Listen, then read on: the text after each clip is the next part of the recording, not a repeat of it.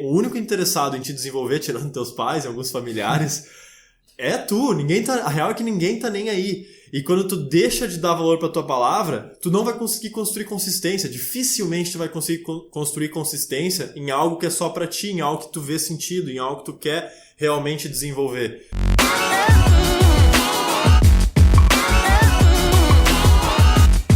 E aí, galera, bem-vindos a mais um Vida de Titã. No podcast de hoje a gente quer falar de um assunto que nos fascina muito, que muita gente não percebe, mas é a fraqueza que a palavra que a gente tem perante nós mesmos tem. É o poder que ela não tem, o poder que ela não exerce. E a gente vê isso quando a gente tenta implementar um hábito novo, quando a gente tenta implementar uma nova rotina, e dificilmente a gente consegue, dificilmente a gente se mantém consistente quando é um compromisso somente de nós para nós.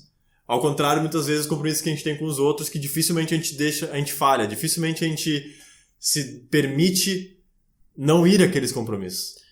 Eu acho que isso acontece porque a imagem que nós criamos sobre nós mesmos tem muito menos valor que a imagem que a gente tem perante os outros, para nós. A gente se importa muito mais com a imagem que os outros vão ter de nós mesmos do que a gente tem de nós mesmos. E isso é assim, todo mundo é assim, mas isso é muito contraprodutivo. E é péssimo pro desenvolvimento pessoal. É péssimo, porque tu te torna um refém do que os outros vão pensar de ti, certo? Então tu te torna um refém das expressões que os outros vão ter perante as tuas ações, do que eles vão falar perante as tuas atitudes, das tuas opiniões. E como a tua imagem pra ti mesmo não tem tanto valor, tu meio que vende ela em troca de uma melhor imagem para os outros.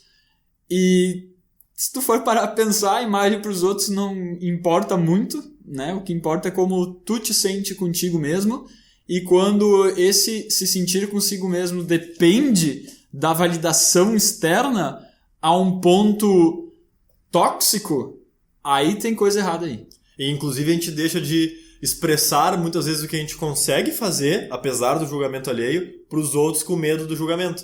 Ou seja, muita gente que comenta que começou o desenvolvimento pessoal, que começou a meditar. Meditar é um excelente tópico. Começou a meditar, tu não fala que começou a meditar para os outros, com medo do julgamento alheio que eles vão colocar sobre essa atividade que tu incorporou na tua rotina, pelo medo do estigma que é criado ao redor daquilo que tu tá testando, daquela nova atividade que de repente tá te fazendo tão bem, tu tem medo de expor aquilo e aí tu não consegue compartilhar. E o contrário é válido também, né? Por exemplo, alimentação.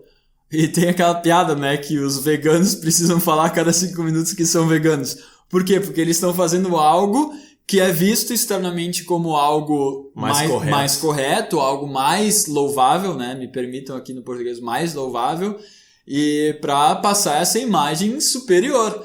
E daí, então, toda e qualquer oportunidade, a maioria, né, galera? Não é todo mundo. Mas pega e lança. Eu sou vegano. Sim, eu sou vegano. Porque eu não como carne. E por que eu digo a maioria? Não é que eu conheço todos os veganos do Brasil, do mundo, e eu observo que a maioria deles tem esse comportamento. Mas eu digo isso porque das pessoas que eu conheço que são veganas, a maioria parece que tem essa necessidade, provavelmente inconsciente, de expor. O que às vezes, esse tipo de ideia, como o ser vegano, às vezes ela é por uma raiz boa, né? É por uma intenção positiva no fundo, assim. Eu entendo que às vezes se mistura o ego ali no meio e a pessoa quer expor, de repente, uma ideia que vai valorizar a imagem dela perante os outros, mas ao mesmo tempo eu acredito que muita gente que é vegana não é à toa que é visto como uma atitude mais correta, porque realmente tem certas características que dentro da sociedade são vistas como mais nobres, como mais coletivas e etc. Então, muitas dessas pessoas que eu conheço que são veganas, apesar de se misturar essas intenções, eu vejo que ainda tem a intenção positiva por trás de realmente querer colaborar, de realmente querer compartilhar aquela mensagem porque ela acredita naquilo e que aquilo tem um poder de melhorar a vida das pessoas. 100%. Só que aí a maneira como elas se expressam seria diferente. Quando a tua intenção é de te exaltar, de aumentar a tua imagem perante os outros em relação a ser vegano, é diferente de quando a tua intenção... Tá dizendo em relação às pessoas que tu conhece. Isso, com certeza. Só pra deixar claro. Claro. E a gente não tem nada contra quem é vegano, é bom deixar isso bem claro. Fala por ti! É bom deixar isso bem claro também, né?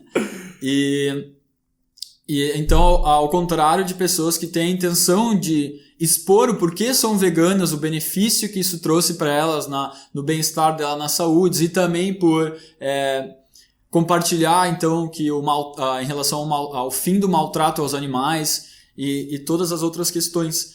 A abordagem é diferente. A pessoa, quando ela tem a intenção de expor o princípio por trás, ela fala do princípio.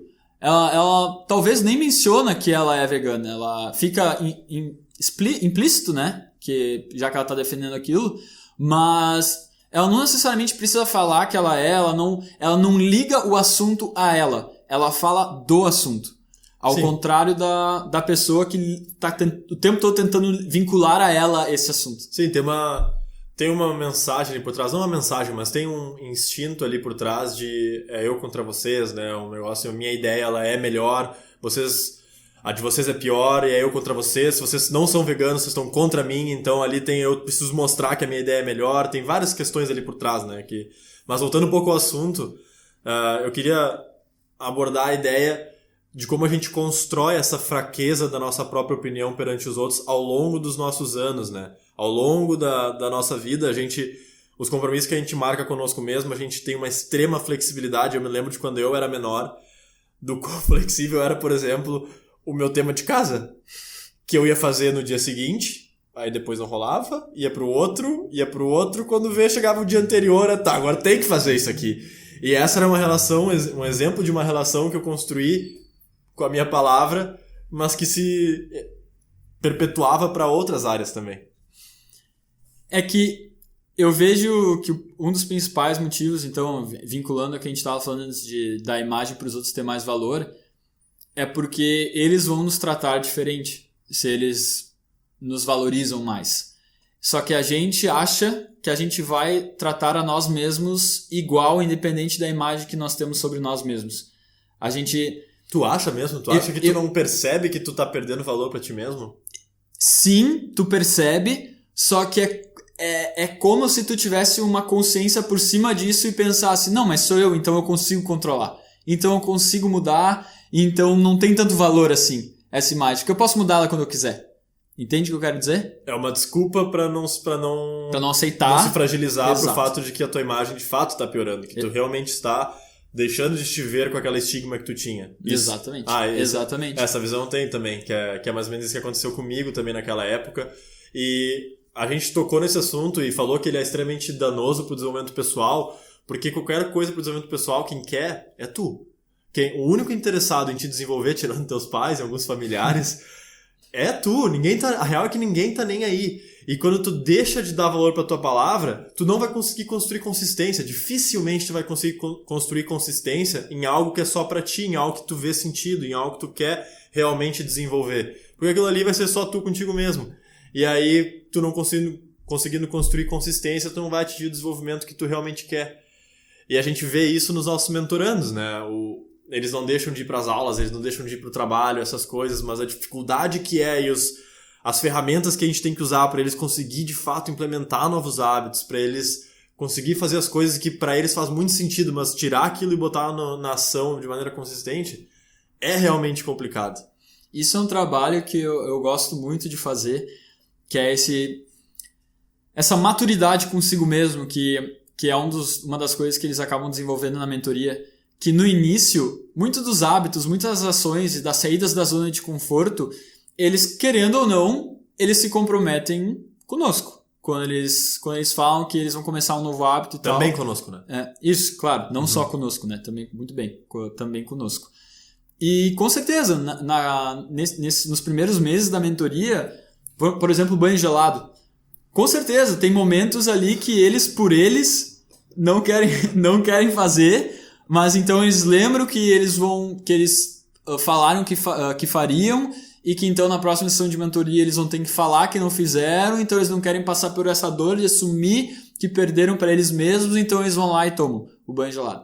E daí, com o passar dos meses da mentoria, 2, 3 meses, eles começam já a desenvolver... O que foi? O banho gelado, querido. O famoso banho gelado. Famoso. Eles começam a desenvolver essa maturidade própria de não fazer tanto mais diferença se eles se comprometeram conosco ou não, mas sim o que mais importa agora é o que eles falaram para nós que eles se comprometeram com eles mesmos. Então, se eles demonstrarem para nós que eles falharam, fica muito claro que eles mesmos falharam com eles mesmos. Aí isso começa a ser mais importante. É muito legal ver essa mudança acontecer.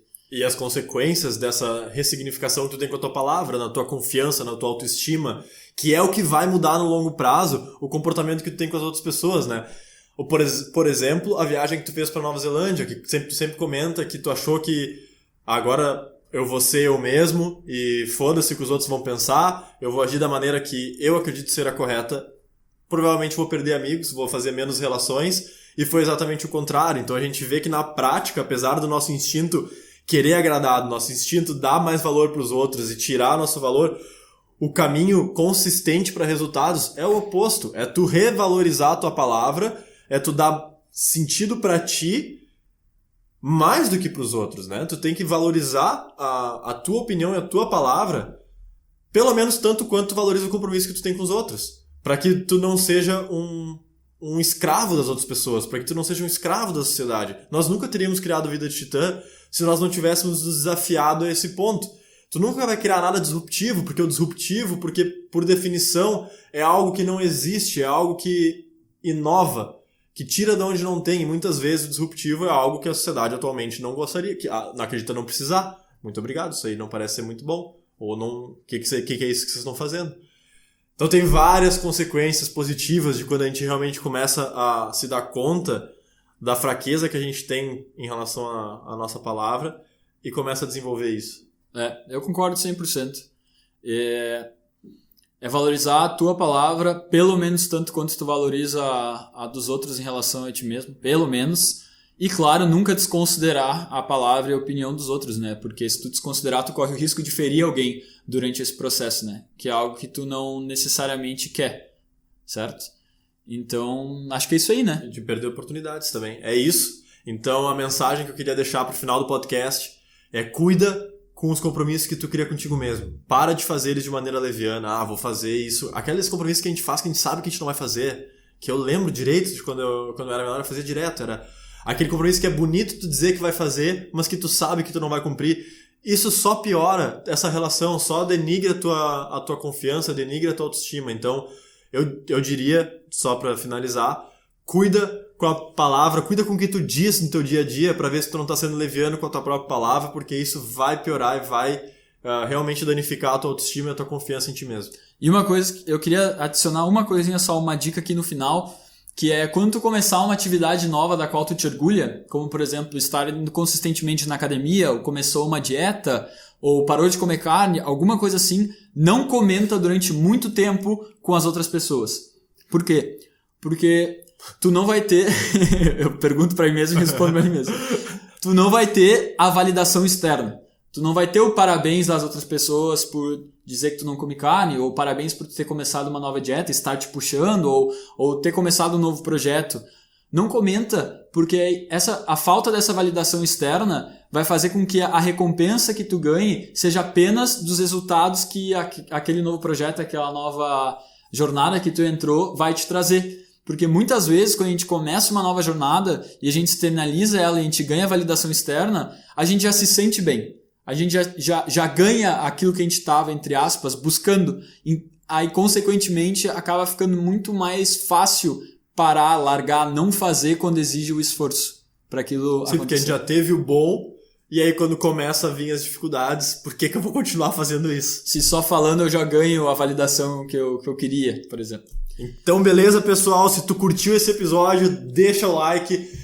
Se tu quer assistir um dos nossos últimos vídeos, ele vai estar ali. Te inscreve no nosso canal que vai estar ali embaixo. As nossas redes sociais vão estar ali na diagonal. Pelo podcast de hoje era só. Valeu, falou e fomos.